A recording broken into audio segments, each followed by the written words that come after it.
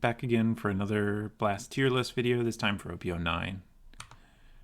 So just getting into recap on how I do my ranks. Anything goes, but there are a couple things that I do look for. Does the card make me think? That's a real important one for me. I like leaders that make me engage with the game and the different cards that are there. Next is the characters. If they're cool in the show and the manga, they get a pretty high bias from me. My favorite characters will obviously show up near the top. Next is there anything interesting that the leader enables that is unique to it? And finally, does the card have room to get better? This is real important for leaders that are type locked. If I think that they've got a real chance to get better, then they can get some improvement points. So first thing I'm going to hop into is the leaders. First, some housekeeping things from my previous videos. There are a couple leaders who didn't get ranked, so I'm going to go ahead and throw those on there now. First, we have the Mono Blue Promo Luffy. I like this leader quite a bit. Its leader ability falls somewhere between Ivan and Boa in function, and I think it deserves a spot that kind of recognizes that. I'm going to put it slightly above Ivan because it's a little more open-ended, that you don't have to quite go all the way to 0, but it is kind of tough going to 3 and a lot worse than the 5 that Boa gets. So they're both going to usually get used once per turn, and recognizing that Boa's is going to be the stronger one, it leaves you room to do a little more. So that's where that one gets. The next one, I'm not sure how this one got missed, but we have the ST11 Uta. I think this leader is pretty interesting, but not so interesting that it significantly shifts the deck. So it's going to end up pretty close to the middle. I find it pretty similar in field to Zoro and Tofi, and that you kind of are a board spam deck that kind of synergizes around your leader. Zoro just being a little more generic, and Dofi being a little more interesting with the top of the deck stacking. So I'm going to put Uta right here near the bottom of B, just below Doflamingo, who I think is a pretty good comparison. Next, getting into the new leaders, we have our OP09 leaders here. Before I get into it, everyone go jump down into the comments, pause here, jump down into the comments, and let me know what your predictions are for where I'm going to rank these. Some of them are probably easier to guess than others. But it'd be interesting to see what you guys guess or what you guys think. So go ahead and drop that down in the comments. Just to be consistent, I'm going to go through them in order, their set number order. First, we have Shanks. On the scale of red leaders, he's pretty bog standard. You've got purple or red Luffy, Zoro, Whitebeard, Dragon. They're all kind of similar. I think he will get a couple bonus points over the Dragon leader because I think I like the red hair pirate type a little more than that. Probably a little less than Zoro for the same reasons that I like red hair less than Straw Hats.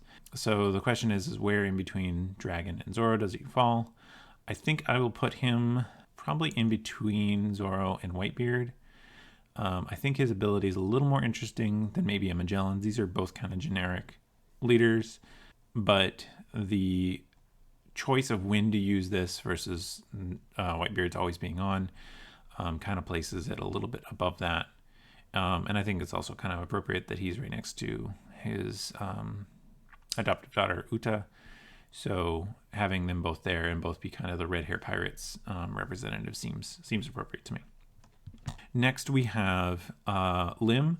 This is a really interesting downside for a leader, and I kind of like that they're doing some good downside leaders with some interesting upsides to kind of counteract them. The Enters Rested is interesting in that it represents both an upside and downside for this leader. It makes her cards a lot easier to turn on. Even though the Odyssey type is pretty narrow, I think that there's a lot of kind of interesting bits to it. And I'm actually interested to see both where can Lim go without Odyssey cards and where can the Odyssey cards go without Lim. And I think both of those make for kind of interesting questions. I think to kind of respect that she really does need her archetype around her to work functionally right now, I'm going to put her similar to some of the other leaders that were really kind of archetype focused here. I'm thinking between around where these Odins are. And then if I'm being honest, probably a little bit above RP Kid, but these here are all pretty similar spot. And I feel like B is an interesting place for it to be. There's definitely room for this one to improve over time, especially once we get more Odyssey support, maybe in a purple when we get another leader for it. But that might be a while, but not quite as good as this black Luffy, which I think is interesting insofar that it is kind of approaching black in a different way. So I think this spot for Lim is pretty appropriate. Next we have Buggy. Some people from my locals are going to be a little probably disappointed where he goes. He is a fun character, but I think his leader abilities pretty uninteresting. I think he probably ends up somewhere in the B tier, kind of that mix. The leader ability is not completely uninteresting, especially with the 10-drop character. But I think that if I'm going to be playing the cross guild stuff, I'd rather use one of the crocodile leaders, since the cross guild cards that do require a buggy leader or cross guild leader aren't super inspiring. So if I'm going to be playing the croc and stuff, I'd rather just play it in a croc deck. And then I think probably on the whole, he's probably slightly less interesting than Doflamingo as far as leader ability goes, but pretty close in here. Another board spam deck, maybe a little more interesting than Uta. You have to think a little more about it, but overall kind of in the middle tiers here. Next, we have Black Purple Luffy. Black Purple Luffy I find quite interesting, actually. The Dawn -2 piece is interesting in that it allows the deck to have kind of future options going with any larger Dawn minus effects, and I kind of like that that's open. He also is interesting in that he works uniquely with all those larger Dawn minus things, so he's always one you have to pay attention to with every Dawn minus that is greater than 1. And I do like that they did it to where it's not just 2 Dawn -1s in the same turn. That would kind of make his ability more generic, and then he may fall into a pretty generic purple deck, just running the queens and then run queen into queen at the end of the game, and having no downside would probably be less interesting. The one caveat to my ranking here is that I really do not like the versions of this deck that are just Moria decks. I can respect that Moria is the strongest option to play, but from my perspective, the more interesting thing is the purple half of this thing. And I think probably he falls in between here. He can't quite edge out Zoran Sanji because of the kind of really wombo combo-y finish that Zoran Sanji can have. But I do think that there's a lot of room for him in the A tier to fit in. So that is where I have BP Luffy. Now on to the main event, based on what you guys seem to like on my channel. We have Robin, and I imagine you guys can guess at least which tier she's in. I don't know if you'll necessarily guess which actual spot. So we're going to throw her up an S for now, and then we'll adjust as we talk through it. So one of the things that I really like about the Robin ability is that it's kind of got a really good baseline. Banish is always going to be strong, similar to this green yellow Yamato, which the longer I've sat on the idea for green yellow Yamato, I think the more I like it, and this one will probably inch its way up as time goes on. But for now, both Robin and Yamato have that really strong baseline ability that is always active and always relevant in affecting the game in interesting ways. And then they also have secondary abilities that kind of give you something to build towards. In Robin's case, you're ramping. In Yamato's case, it's kind of that more aggro focus, or potentially using Rested Dawn in ways that are not always expected. But Robin gets more than anything a character bias. I've mentioned in the past that Robin is my favorite character from the series, and when OP04 came out and they were talking about it being Alabasta, At that time, we already had 2 crocodile leaders, so I'm like, oh, this is the perfect time for them to introduce a Baroque Works Robin and Miss All Sunday. And unfortunately, I was disappointed by them printing yet another crocodile leader. But as you can see, this crocodile leader still maintains a pretty high spot on my ranking. If this had been Robin, obviously it would have been up here. But it did manage to still grab a good spot on the tier list. One thing that I am kind of glad about now in hindsight is that they didn't add the Baroque Works type to Robin, and I think that that may have been a little bit too much in the way of kind of flattening the ability for this leader. I think one of the main reasons you want to run Baroque Works is for the crocodile character for healing on 8 Dawn, and then for Okamewe.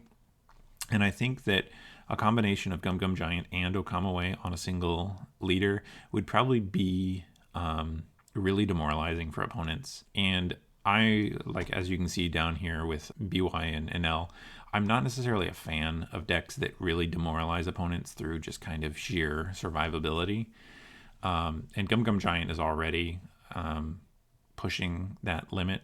And so if Robin had both Gum Gum Giant and Okamewe, I think that would have been probably too much, especially in the way they interact with one another, where your opponents are incentivized to swing high enough to get over a base of Gum Gum Giant, and then when they do, if you had Okamewe, you could just redirect it to a much less high value target, and then you get kind of that double value, which I think could really hamper the fun that you have playing with other players. I do value the ability for games to be interesting and dynamic for both players. And then circling back around, the combination of the 2 leaders here leaves you in a very wide open spot where you triggers very generic. You can, any yellow card in the future may have a trigger that makes it worth adding to the deck.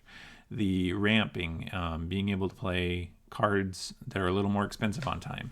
You've kind of got a lot of different places where a new card could enter into this deck just because it's open-ended. So now trying to pick where it goes on the final position in S, I have to admit it can't surpass Red Green Law for me.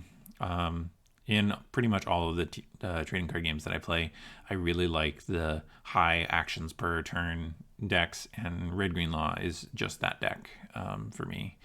And so even though Robin is both my favorite character and a very wide open leader, it can't, the gameplay, turn by turn gameplay of Red Green Law is just so much fun that Robin can't quite pass the limit.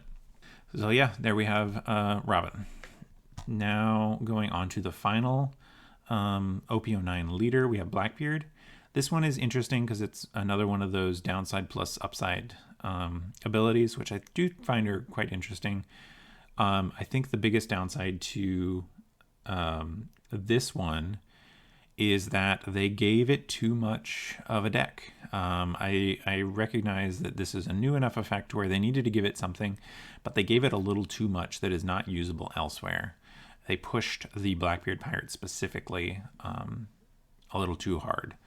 All of the Blackbeard cards are pretty much only usable in Blackbeard, and Blackbeard, as of right now, is only playable with the Blackbeard style, and I find that kind of disappointing. I would really like to see a future where Blackbeard lists do not play only or mainly Blackbeard Pirates type cards, and a future where there are cards that are obviously printed for the benefit of Blackbeard, but are usable in other decks to kind of counteract the existence of Blackbeard in the meta. So I'm interested to see where this one goes, but I think at least right now they've overprescribed the deck to its detriment to my interest in it.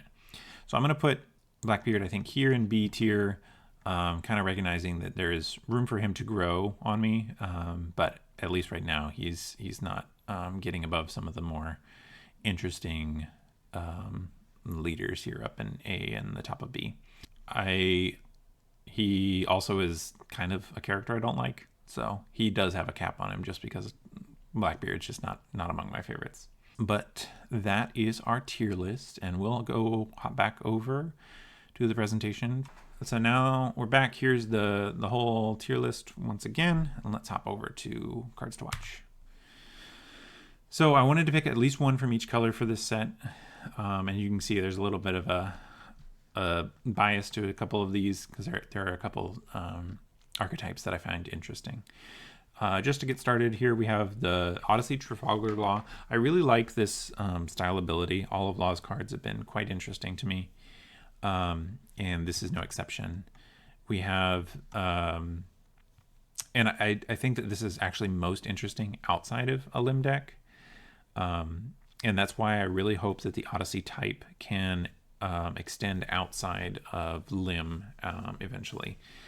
And hopefully when we get a new Odyssey type leader, we'll be able to realize that dream for the sake of Law and other cards. Next, I have the Perona Searcher. I really like how they messed around with the basics of what a searcher is by giving it a downside that you have to discard a card, giving it a 2K to make up for it, and then putting it in an archetype that actually can take advantage of that downside to kind of give it all upside. And I think that's a really neat thing, and I hope to see more cards like this where we can really stretch what it is a searcher is, and without taking away their kind of base utility. Like, it'd be interesting to see one with a search plus an upside but no counter, maybe. I just think there's a lot of room for it, and I think Perona is actually one of the more interesting decks that I hope to be able to visit at some point in the near future, especially if they can flesh out the 2-drops in Thriller Bark. I think that is the place where Thriller Bark as an archetype is missing. Right now they're kind of one note of play out Ryuma, play out Gecko Moria, but I really think that if they flesh out the 2-drops, there's a lot of room for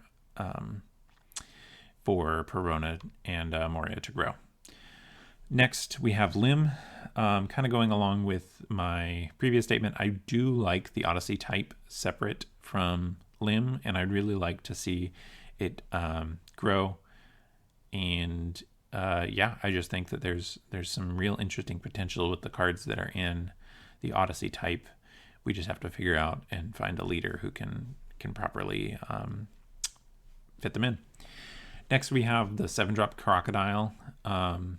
Showing a little bit of my bias for Baroque Works here over the Cross Guild. I'm so happy that they added in the extra rider that you can play a Baroque Works type card off of this Crocodile, because it just makes it so much more open. And similar with Galdino, just being able to be those dual type searchers is just a really interesting angle for me. And I'm really hoping to maybe put a blue-purple crocodile or blue crocodile list together that can really leverage the crocodile card. Next, we have the 7-drop Sanji. I find this to be one of the better glue cards for purple. I'm glad that they adjusted the on-play to be 1 or more, allowing it to be played in BP Luffy, but also in other purple decks. The resting a 6 is great. Having a counter is great. It's just got a lot of great things on it. And I want to see more cards that have that flexibility of kind of filling several roles in the future. Next, we have the 4-drop Gecko Moria from 09. This kind of goes along with the Perona. I'm really interested to see where the Thriller Bark Pirates can go. They have 2 quite interesting leaders that I think are just missing a few cards to really flesh out the archetype, to give them some stronger identity to kind of get there over time. Next is the 6-drop Koala Super Rare. I think that we will get another Revolutionary Army type leader before too long. Presumably a Kuma. I wouldn't be surprised if they try to sync up the release of it with where it shows up in the anime. And I think Revolutionary Army is one where they've set up for it getting a new color potentially in the future. Kuma being blue, yellow could be an interesting way to do that. And I think that Koala is one of the cards that's going to help flesh out whatever new Revolutionary Army type leader that we get. And I think in an interesting way with a lot of upsides on it. That's just kind of looking for the right deck to make it work. And finally, we've got Gold Roger. This is one of my favorite archetypes of cards. It's a card that if your opponents even know that you have it in your deck or could run it, they have to play around it. Using an example from Magic the Gathering, one of my favorite cards over the last several years was Settle the Wreckage. Just the kind of card that makes your opponent play differently, even when you don't have the card. And I just kind of respect those sorts of, that sort of design that can keep your opponent guessing. And I also appreciate that Gold Roger being the first card that goes above vanilla stat line without a downside is quite interesting. So those are the cards to watch. Then wrapping up, thanks again for watching, everybody. I really appreciate everybody watching. To give a preview of what's coming up for this series, I plan on doing the OP10 list with the ST21. I don't remember which one it is, the new Luffy. Those ones I will release probably the week of or the week before release for OP10. And then I plan to, from that point on, usually during pre-release or the week of release, to release the corresponding tier lists for the things. So the next one after OP10 will be EVO2, which will probably be a shorter video. But yeah, thanks for checking it out and hanging out with me. Like, comment, and subscribe for more, and I will see you in the next one.